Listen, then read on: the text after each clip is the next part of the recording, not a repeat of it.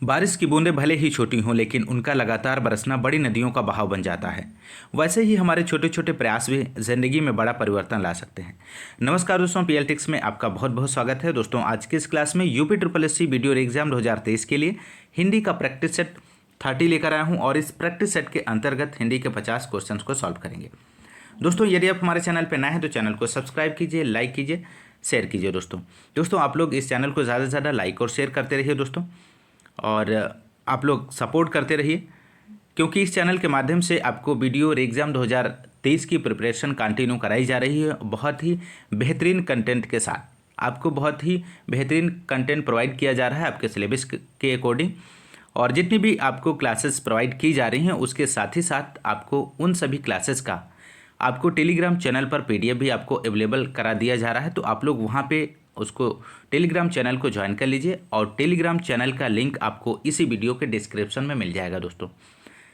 तो ज्वाइन कर लीजिए, वहाँ से आप पीडीएफ के रूप में आप उसको पढ़ सकते हैं दोस्तों आप लोग कंटिन्यू पढ़ते रहिए। आपका एग्ज़ाम बहुत जल्द डेट डिक्लेयर होने वाली है, क्योंकि हम लोग के पास जो एक ही रास्ता है पढ़ने का। तो आप लोग पढ़ते रहिए, क्योंकि जो चीज़ हम लोग के बस में नहीं होती है उसके लिए हमको परेशान होने की ज़रूरत नहीं है। सिर्फ हमारा काम है पढ़ने का।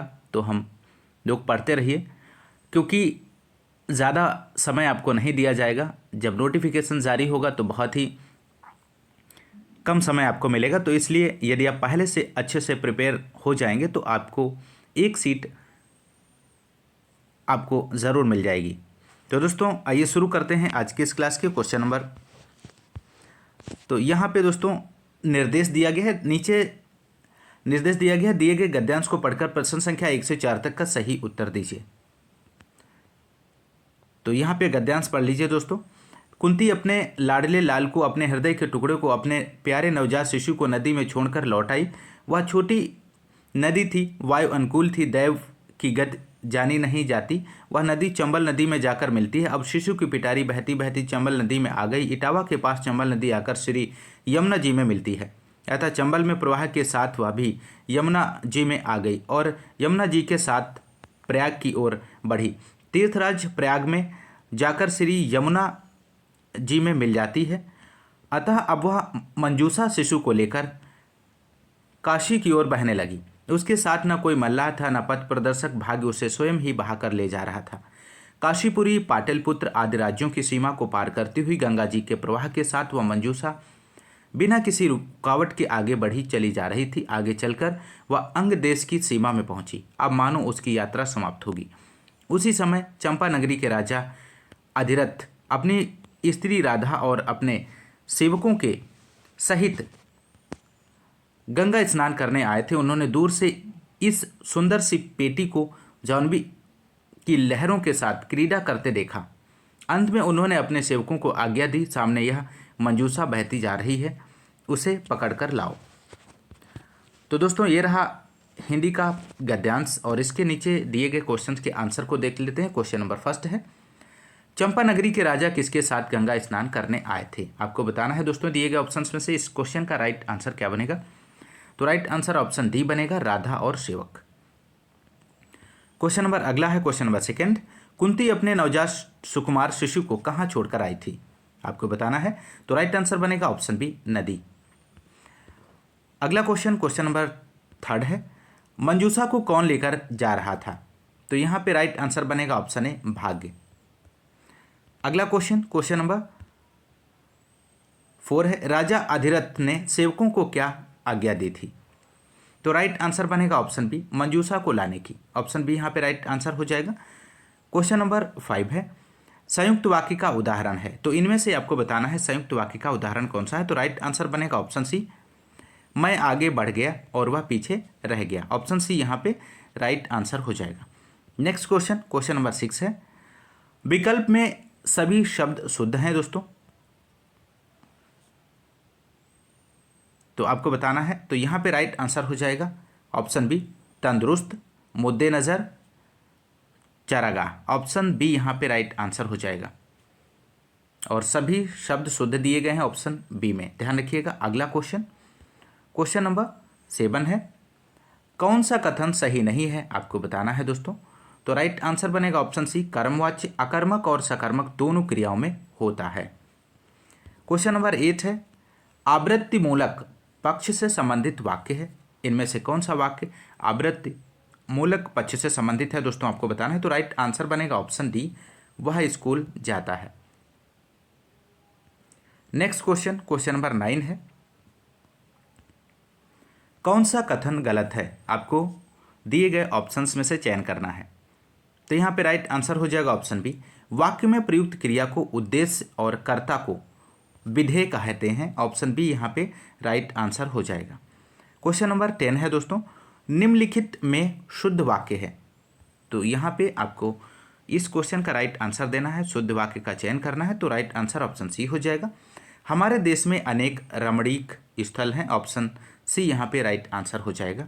बढ़ते हैं नेक्स्ट क्वेश्चन की ओर। क्वेश्चन नंबर 11 है, इनमें वर्तनी की दृष्टि से कौन सा शब्द शुद्ध नहीं है, उसका चयन करना है आपको। तो राइट आंसर बनेगा ऑप्शन डी, दृष्टा वर्तनी की दृष्टि से शुद्ध नहीं है। ऑप्शन डी यहाँ पे राइट आंसर हो जाएगा। क्वेश्चन नंबर 12 है दोस्तों, किस शब्द में ला प्रत्यय नहीं है, दिए गए ऑप्शंस में से आपको बताना है। तो राइट आंसर बनेगा ऑप्शन बी, अतल। अतल जो है, अतल में ला प्रत्यय का प्रयोग नहीं हुआ है दोस्तों। ऑप्शन बी राइट आंसर बनेगा।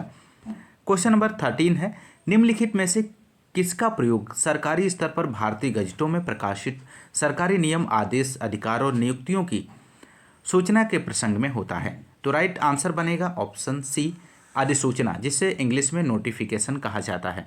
ध्यान रखिएगा। क्वेश्चन नंबर 14 है, किस स्वर के उच्चारण में दीर्घ स्वर से भी अधिक समय लगता है, आपको बताना है दोस्तों। तो राइट आंसर बनेगा ऑप्शन डी, प्लुत स्वर। प्लुत स्वर यहाँ पे राइट आंसर हो जाएगा। क्वेश्चन नंबर 15 है, किस विकल्प में हिंदी पारिभाषिक शब्द का सही प्रयोग नहीं हुआ है, आपको इस प्रश्न का उत्तर देना है दिए गए ऑप्शंस में से। तो राइट आंसर बनेगा ऑप्शन सी, अटॉर्नी जनरल, महाधिवक्ता जिसे कहा जाता है दोस्तों। तो अटॉर्नी जनरल, ऑप्शन सी यहाँ पे राइट आंसर हो जाएगा। ऑप्शन सी यहाँ पे राइट आंसर है, क्योंकि इस क्वेश्चन में पूछा गया नहीं है, तो ऑप्शन सी यहाँ पे नहीं होगा। अटॉर्नी जनरल को महाधिवक्ता, ऑप्शन सी यहाँ पे राइट आंसर है।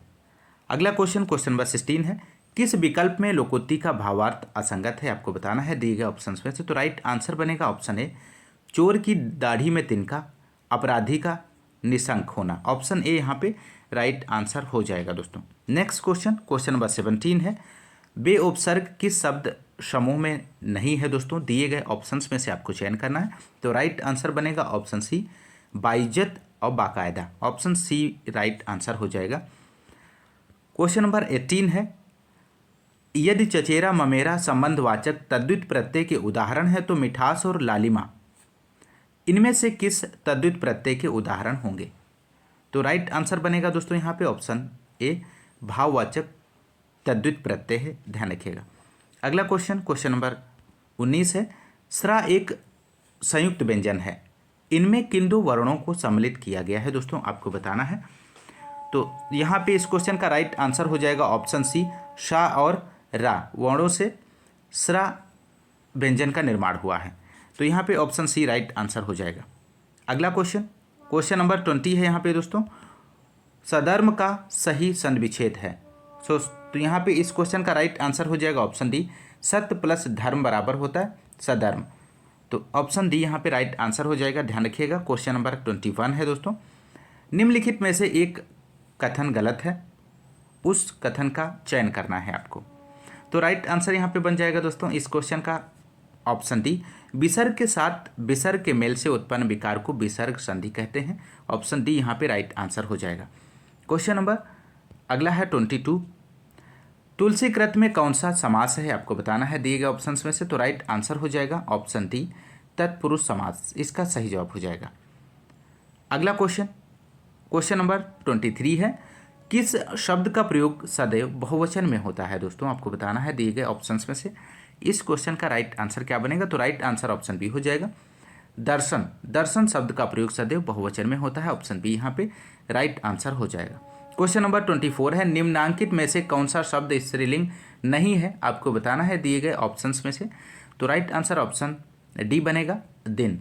दिन यहाँ पे दिन शब्द जो है स्त्रीलिंग नहीं है, ऑप्शन डी राइट आंसर हो जाएगा। नेक्स्ट क्वेश्चन, क्वेश्चन नंबर 25, वचनामृत समस्त पद का विग्रह होगा, तो कौन सा होगा दिए गए ऑप्शन में से? तो राइट आंसर ऑप्शन ए हो जाएगा, अमृत रूपी वचन। ऑप्शन ए यहाँ पे राइट आंसर हो जाएगा दोस्तों यदि आपको क्लास पसंद आ रही तो क्लास को ज़्यादा से ज़्यादा लाइक और शेयर करते रहिए दोस्तों। आप लोग ज़्यादा से ज़्यादा सपोर्ट करते रहिए, क्योंकि बहुत मेहनत लगती है क्लास को बनाने में, तो आप लोग अपना सपोर्ट बनाए रखिए।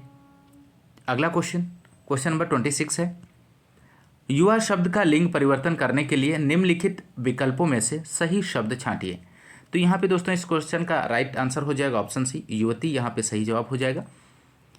अगला क्वेश्चन, क्वेश्चन नंबर 27 है, इनमें विलोम शब्द युग्म नहीं है, तो कौन सा नहीं है? तो राइट आंसर बनेगा ऑप्शन डी, हास, हार और परिहास। ऑप्शन डी यहाँ पे राइट आंसर हो जाएगा। क्वेश्चन नंबर अगला है 28, उपमेय का सर्वथा उपयुक्त विपरीतार्थक शब्द है, इनमें से कौन सा है? तो राइट आंसर बनेगा ऑप्शन ए, अनुपमेय। ऑप्शन ए यहाँ पे राइट आंसर हो जाएगा। क्वेश्चन नंबर 29 है, मोहिनी तेज दौड़ती है, इस वाक्य में तेज क्या है? तो आपको बताना है। तो राइट आंसर बनेगा ऑप्शन ए, रीतिवाचक क्रिया विशेषण। ऑप्शन ए यहाँ पे राइट आंसर हो जाएगा। क्वेश्चन नंबर 30 है, ग्रॉस मिसकंडक्ट के लिए समकक्ष हिंदी पारिभाषिक शब्द होगा, तो कौन सा होगा दोस्तों? तो राइट आंसर हो जाएगा घोर कदाचार। ऑप्शन बी यहाँ पे राइट आंसर हो जाएगा। क्वेश्चन नंबर 31 है दोस्तों, सरल वाक्य को मिश्र वाक्य में बदलो, परिश्रम करने पर परिस्थिति भी अनुकूल हो जाती है। तो इस वाक्य को आपको मिश्र वाक्य में बदलना है। तो राइट आंसर यहाँ पे बनेगा दोस्तों, जब परिश्रम किया जाता है तब परिस्थिति भी अनुकूल हो जाती है। एकदम सही और सटीक आंसर है ऑप्शन डी। अगला क्वेश्चन, क्वेश्चन नंबर 32 है, निम्न में कौन सी बोली उत्तर प्रदेश की नहीं है, आपको बताना है दिए गए ऑप्शंस में से। तो राइट आंसर बनेगा दोस्तों यहाँ पे ऑप्शन ए, मेवाती। मेवाती बोली उत्तर प्रदेश की नहीं है, ध्यान रखिएगा। क्वेश्चन नंबर 33 है, अंत्यज शब्द का अर्थ है, अंत्यज शब्द का सही अर्थ आपको बताना है। तो अंत्यज शब्द का सही अर्थ यहाँ पे बनेगा ऑप्शन सी, जिसका जन्म निम्न अछूत वर्ग में हुआ हो उसे अंत्यज कहा जाता है। ऑप्शन सी यहाँ पे राइट आंसर हो जाएगा दोस्तों। क्वेश्चन नंबर 34 है, आदिकाल में पहेलियां लिखने वाले कवि थे, कौन थे, आपको बताना है दिए गए ऑप्शंस में से। तो राइट आंसर हो जाएगा ऑप्शन बी, खुसरो। आदिकाल में पहेलियां लिखने वाले कवि जो हैं खुसरो थे। ऑप्शन बी राइट आंसर हो जाएगा, ध्यान रखिएगा दोस्तों। क्वेश्चन नंबर 35 है, पुष्कर का अर्थ बताइए। तो दिए गए ऑप्शंस में से आपको पुष्कर का अर्थ बताना है। तो पुष्कर का अर्थ होता है सरोवर। ऑप्शन डी यहाँ पे राइट आंसर हो जाएगा। नेक्स्ट क्वेश्चन, क्वेश्चन नंबर 36 है दोस्तों, दिए गए विकल्पों में से किल्विस का समानार्थी शब्द चुनिए। तो किल्विस का समानार्थी शब्द आपको बताना है। तो राइट आंसर बनेगा ऑप्शन बी, पाप होता है। ऑप्शन बी यहाँ पे राइट आंसर हो जाएगा। क्वेश्चन नंबर 37 है, जल, प्राण, पुत्र किस शब्द का अनेकार्थी है? तो जल और प्राण और पुत्र जीवन शब्द का अनेकार्थी है। ऑप्शन डी यहाँ पे राइट आंसर हो जाएगा। क्वेश्चन नंबर 38 है, मगही किस उपभाषा की बोली है? मोस्ट इंपॉर्टेंट प्रश्न है दोस्तों आपकी परीक्षा के दृष्टिकोण से। मगही किस उपभाषा की बोली है? तो राइट आंसर हो जाएगा ऑप्शन डी, बिहारी। मगही बिहारी उपभाषा की बोली है। ऑप्शन डी यहाँ पे राइट आंसर बनेगा इस क्वेश्चन का, ध्यान रखिएगा। क्वेश्चन नंबर 39 है, औदार्यदाता शब्द के लिए एक वाक्य है। तो यहाँ पे इस क्वेश्चन का राइट आंसर बनेगा ऑप्शन बी, जो सब कुछ उदारता से देना चाहता हो उसे औदार्य दाता कहते हैं। ऑप्शन बी यहाँ पे राइट आंसर हो जाएगा। क्वेश्चन नंबर 40 है दोस्तों, हरी घास पर क्षण भर किस कवि का काव्य संग्रह है? आपको बताना है, महत्वपूर्ण प्रश्न है। राइट आंसर बनेगा यहाँ पे ऑप्शन ए, अज्ञेय का है दोस्तों, हरी घास पर क्षण भर। अगला क्वेश्चन, क्वेश्चन नंबर 41 है, निम्नलिखित में तद्भव शब्द है। तो दिए गए ऑप्शंस में से आपको तद्भव शब्द का चयन करना है। तो राइट आंसर ऑप्शन डी हो जाएगा, 14 यहाँ पे तद्भव शब्द है दोस्तों। नेक्स्ट क्वेश्चन, क्वेश्चन नंबर 42 है, स्वर्ण शब्द है। तो स्वर्ण शब्द किस प्रकार का है? तत्सम है, तद्भव है, देशज है, विदेशी है। तो यहाँ पे राइट आंसर बनेगा दोस्तों ऑप्शन ए, स्वर्ण शब्द तत्सम है दोस्तों। ऑप्शन ए राइट आंसर हो जाएगा। क्वेश्चन नंबर 43 है, वह कार मेरी है, इस वाक्य में कौन सा कारक है आपको बताना है दोस्तों। तो राइट आंसर बनेगा ऑप्शन बी, संबंध। Next question, question number 44। क्रिया चुनिए। अखिल घर के आंगन में खेलता है। तो ऑप्शन ए खेलता है, ऑप्शन बी अखिल, ऑप्शन सी घर के, ऑप्शन डी आंगन में। तो आपको बताना है दोस्तों यहाँ पे राइट आंसर क्या बनेगा। तो राइट आंसर ऑप्शन ए बनेगा, खेलता है। तो खेलता है यहाँ पे क्रिया है दोस्तों। अगला क्वेश्चन, क्वेश्चन नंबर 45। अंडे सेना मुहावरे का अर्थ है, आपको बताना है दिए गए ऑप्शंस में से। तो राइट आंसर यहाँ पे क्या बनेगा दोस्तों। तो राइट आंसर बनेगा ऑप्शन डी, घर में बेकार बैठना। ऑप्शन डी यहाँ पे राइट आंसर हो जाएगा। अगला क्वेश्चन, क्वेश्चन नंबर 46। दूध का धुला होना मुहावरे का अर्थ है, इनमें से कौन सा है दोस्तों। तो दूध का धुला होना मीन्स निर्दोष होना। ऑप्शन ए यहाँ पे राइट आंसर हो जाएगा। क्वेश्चन नंबर 47 है। ओछे की प्रीति बालू की भीति का भाव है, आपको बताना है। तो राइट आंसर बनेगा यहाँ पे इस क्वेश्चन का ऑप्शन सी, बालू की दीवार की भांति ओछे लोगों का प्रेम अस्थायी होता है। ऑप्शन सी यहाँ पे सही जवाब हो जाएगा दोस्तों। अगला क्वेश्चन, क्वेश्चन नंबर 48 है। श्रोता के लिए किस सर्वनाम का प्रयोग किया जाता है, आपको बताना है दोस्तों दिए गए ऑप्शंस में से। तो राइट आंसर बनेगा ऑप्शन बी, यहाँ पे राइट आंसर हो जाएगा, मध्यम पुरुषवाचक सर्वनाम। ऑप्शन बी राइट आंसर है। अगला क्वेश्चन, क्वेश्चन नंबर 49 है। संज्ञाओं के साथ आने वाली विभक्तियों को क्या कहा जाता है। तो संज्ञाओं के साथ आने वाली विभक्तियों को क्या कहा जाता है। तो राइट आंसर ऑप्शन बी हो जाएगा, विशिष्ट कहा जाता है। ऑप्शन बी राइट आंसर है। अगला क्वेश्चन, क्वेश्चन नंबर 50 है और अंतिम क्वेश्चन है इस प्रैक्टिस सेट का। निम्नलिखित में से तद्भव तत्सम का कौन सा शब्द युग्म सही है, आपको बताना है। तो राइट आंसर बनेगा नेह का स्नेह। ऑप्शन बी यहाँ पे सही जवाब हो जाएगा दोस्तों इस क्वेश्चन का।